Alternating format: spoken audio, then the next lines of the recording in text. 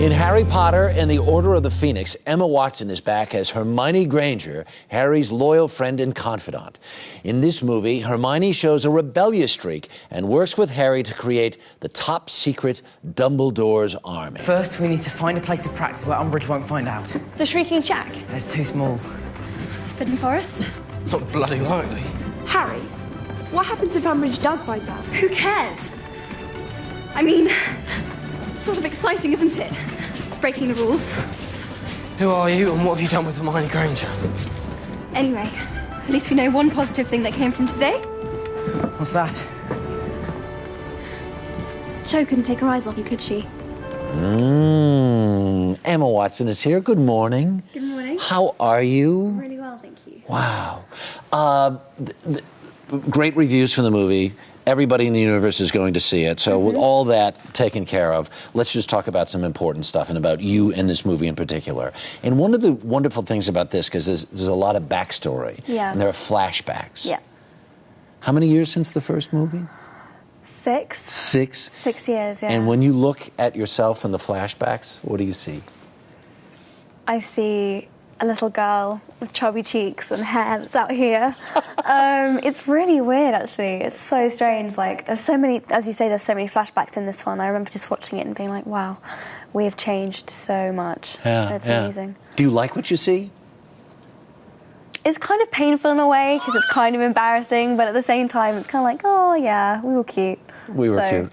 You're still cute. You're still very, very cute. Another important question, because I've read that you really love these books, right? Yeah. This book in particular, there's so much story to tell. Yeah. They couldn't possibly put everything in. What drove you nuts about, what did they leave out that drove you nuts in particular? Well, I was particularly excited about shooting all of the stuff with the house elves, like Hermione setting up Spew. And just that whole storyline of her taking care of the house elves and her and all of it got cut, none of it made it, and I remember just calling up David Heyman, who's the producer. I was like, I've just picked up the script, it's not in there, what's going on? And he was just like, honey, we can't have a 20-hour film. I was like, oh, okay. I was really upset. Have you ever been in a movie house where the film is playing with an audience of normal folk, regular pedestrians? I haven't, no. Yeah, because people, they read these books, they come to see the movies, and they explode when they see something that's really familiar. What I love more than anything else, especially when I've seen it like a couple of times, because I've seen the film 4 or 5 times now, is that I just tend to just turn around in my seat and not watch the film, but just watch everyone else's reaction. Yes. Because it's so rewarding to see which bits people laugh at and which bits they enjoy and which bits they're scared at, and to see if anyone cries. I mean, I absolutely bawled my eyes out when, I don't want to ruin it, but someone dies. Yeah, so it's good to see. Yeah, it's really rewarding. One of the things I admire about you, you've stayed in school, you've made an agreement to go ahead and do further pictures, but still so that you can stay in school and continue your education. Was it like to be a movie star? What's the best part about being a movie star? What's the best part? I guess just that so many of the things I do are I would never be able to do otherwise. I mean, I've met some of the best British talent there is. Sure. I've travelled to all these different countries in the world, Tokyo, China, America, Paris, Europe, all these different places to publicise the films, which is amazing. And, I guess I got to kind of fulfil my dream, which is that, I can kind of call myself an actress now, which, at 17 is amazing, really. That's pretty amazing. Yeah. Have you had any... Do fans must recognize you? Yeah, Right. yeah, they recognise me.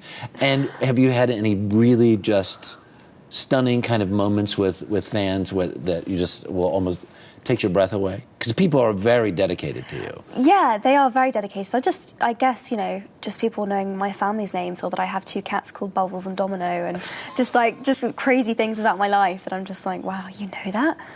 I mean, I guess I talk about it in interviews, but people really remember, and, I used to find it stunning enough. I mean, when I was younger, I was always everyone just yelled kind of like, Hermione, Hermione. And now everyone's like, Emma Watson, and everyone knows my name. And still, that's kind of surreal to me, really. Yeah. So.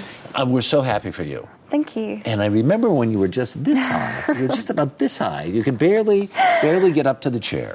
When my feet off the end like that. There you go. Great to see you. Congratulations. Nice to see you too. You bet. Thanks. Right on.